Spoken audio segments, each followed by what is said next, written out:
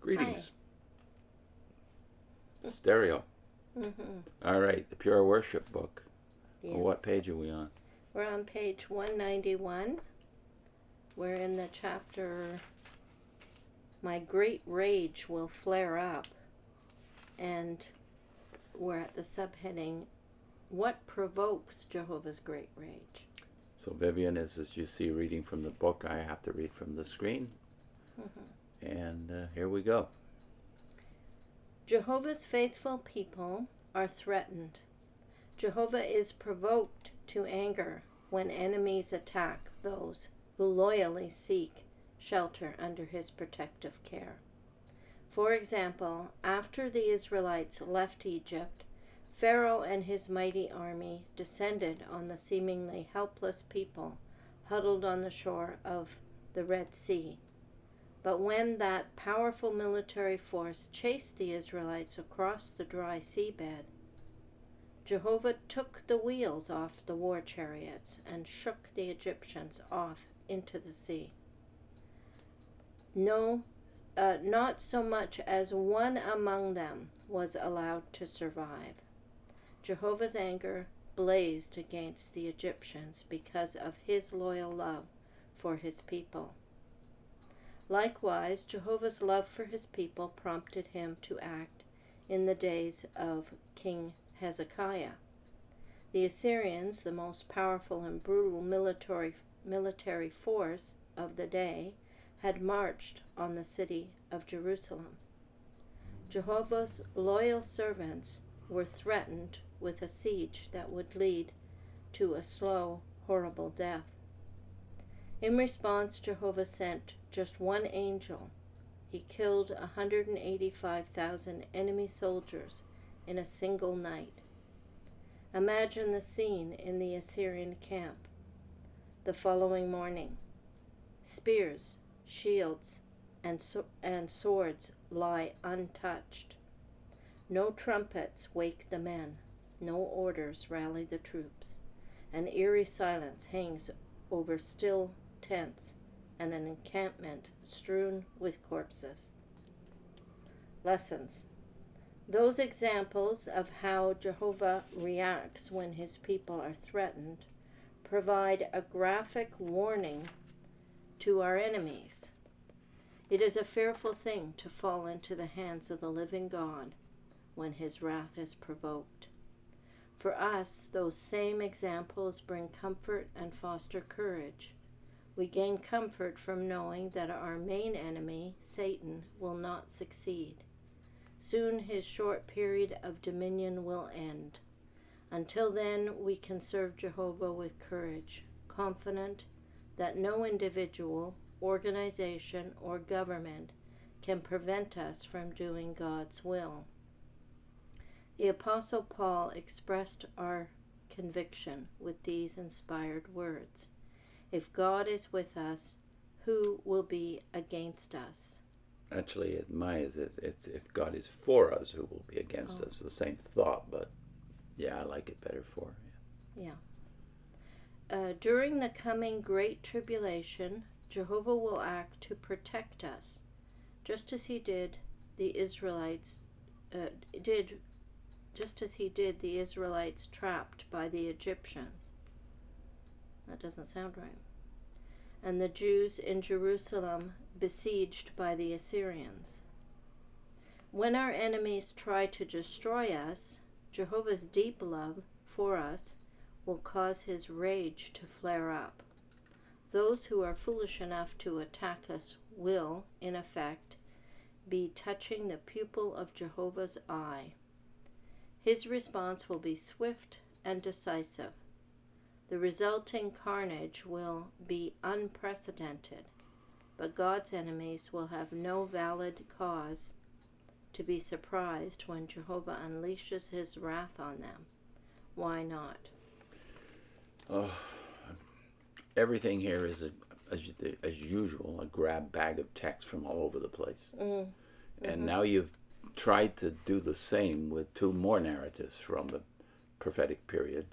In addition to what you've already done, as we pointed out before with the Ezekiel narrative, you force the Ezekiel narrative to fit your narrative, which is that God will save his loyal servants. Yeah. That doesn't work in Ezekiel's day, because most of the people that were saved from the destruction of Jerusalem and in exile were not loyal servants. They were there because they weren't loyal servants. But the loyal servants, like Ezekiel and Daniel, were with them. Now you're trying to force the Exodus to fit your narrative. Mm-hmm. Were the people, that is the Israelites, when they were in Egypt, loyal servants of Jehovah? No, we're told elsewhere that they were idol worshippers. The reason that they're being saved out of Egypt is not because they're loyal servants. It's because God made a promise to Abraham. Yeah. So you do use the phrase in paragraph 9, Mm-hmm. because of his loyal love. That is Jehovah's loyal love. Yeah. For his, that's true. But your application of it is false. So it's a lie. Mm-hmm. Because you have said just before that, at the beginning of paragraph 9, Jehovah is provoked to anger when enemies attack those who loyally seek shelter under his protective care. Mm-hmm. Well, the Israelites were crying out because they were desperate, not because they were loyal, though. Mm-hmm. They knew that the salvation promised ultimately would come from their God, the God of their ancestors, the God of Abraham, Isaac, and Jacob. Mm-hmm. But by the way, he didn't save Abraham, Isaac, and Jacob because they were loyal either. Mm-hmm. He made promises to them. They messed up, especially Jacob, but they all messed up. Yeah. Big time. And now that you've added to your previous problems, that is carrying over gods from your pre-Abrahamic past, you've now added Egyptian gods to so just all you have to do to wreck this narrative completely is just read Ezekiel 20. Mm-hmm.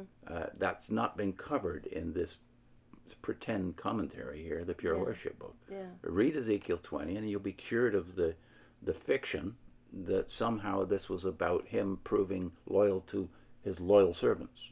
Yeah. So but this is, they carry this out all the time, so it's dependent on how you behave, and to that mentality, that seems like fairness. Well, if I do this, he'll do this. But that puts way too much emphasis on you and not enough on God. He reacts to your decision. Yeah. So, I mean, you have the patriarchs, like you said, messing up. They believe in God, but they're human and they make mistakes. God doesn't reject them when they make mistakes. He continues his relationship with them. He chastises them. Their life chastises them because of the choices they make. But that's not God severing his relationship with them. That's right. Apparently they sometimes, like us, they can only learn from their bitter experiences and bad choices. Here you've got, in the paragraph 2, this phrase, loyal servants. You've also got Hezekiah. You couldn't have made a worse choice of a generation to think of as loyal servants of Jehovah. Well, it is true that Hezekiah was a good king. Isaiah was obviously a loyal servant. But as to the rest of the people, just read Isaiah chapter 1. The disease of Israel at this point in time is from the crown of their heads to the sole of their feet. They're totally diseased spiritually. So they're not loyal servants. You can't help but think of a horrifying moment we had, and this was shortly after we left, right, when they released this book. Some of you will remember the knowledge book. Yeah. Look at in case you don't remember, this was kind of the replacement for the Live Forever on Earth book as the study book that you would use with new students, right? Which Live Forever book kind of replaced the Truth book, and this replaced the Live Forever book. But the last paragraph of this, when we looked at this book, we were horrified, really, by what it says right at the end. What's the bottom line? It shows you their bottom line, yes. So just in the last paragraph, it says, demonstrate your love for Jehovah. Honor his holy name and prove Satan a liar. In turn, Jehovah God, the source of true wisdom and knowledge, will rejoice over you in his great and loving heart, and he will love you forever. So it's in turn. So he's reacting to you. Your loyalty generates and proves. Your loyalty to him proves you love him. And when you prove you love him, he then will love you forever. Yeah. Something is really seriously wrong here. Yeah. First of all, you can't love him unless he's already poured his spirit into your heart, Romans 5. and this goes on because the doublethink here is palpable in paragraph 11, for instance, when they're still talking about Hezekiah here and the lessons from the generation of Hezekiah, and they tell us to read Psalm 118. Psalm 18 is similar to the more commonly used Psalm 146 about not trusting in men, not trusting even in princes. Yeah. No group on earth is more manifestly trusting in princes, trusting in men, than Jehovah's Witnesses. Yeah. They even tell you that your eternal destiny depends upon your trusting God's organization. Yeah. And if you think, well, I don't do that, I don't trust the governing body, if you're trusting yourself, you're still trusting men. So to put all the possibilities in yourself and your behavior, in your reasoning, your life, your getting it right all the time, doing everything that you can. Where is the apostles' comment that while we were yet sinners, Christ died for us? Where's that in your thinking? I don't think as witnesses that's what we think about. We think, oh, I'm not doing enough, or I'm not a nice person, or I'm not a good enough person. We're weighed down with thinking that way instead of remembering the great love of God that He provided salvation. While we were yet sinners. While we were sinners, again, yes. Romans 5.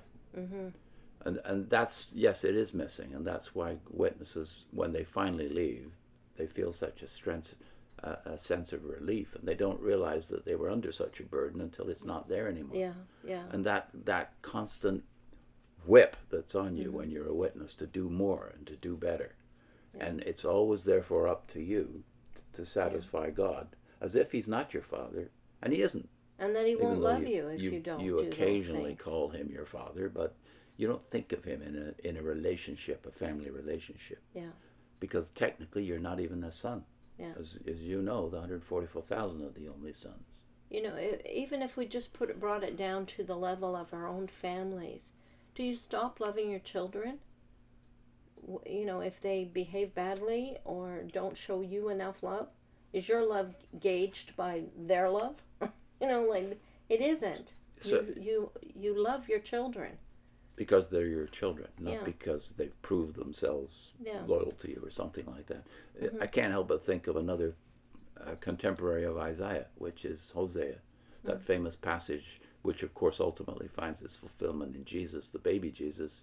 Out of Egypt I call my son. They're already, this nation are already His adoptive son when He calls them out of Egypt. But they're certainly not loyal. Just, again, read Ezekiel 20. And then think of Hezekiah's generation. I can't help but that funny short chapter, Ezekiel 39, the end of the first half of Isaiah, as it were, where the ambassadors come from Babylon to talk to Hezekiah, and he shows them all his assets, all his riches. Yeah. And Isaiah comes in and says, "What have you done?" So it's Isaiah 39? This is Isaiah 39, yeah. And Hezekiah... The last note we hear about Hezekiah is his foolishness in doing this, because now he's excited the covetousness of Babylon. Yeah. But his reasoning is, Isaiah says, judgment is sure now. It was sure even before. This Sennacherib deliverance was actually God's loving kindness, postponing the inevitable judgment. It won't happen in the days of Sennacherib. And Hezekiah says, that's good. It won't happen in my day.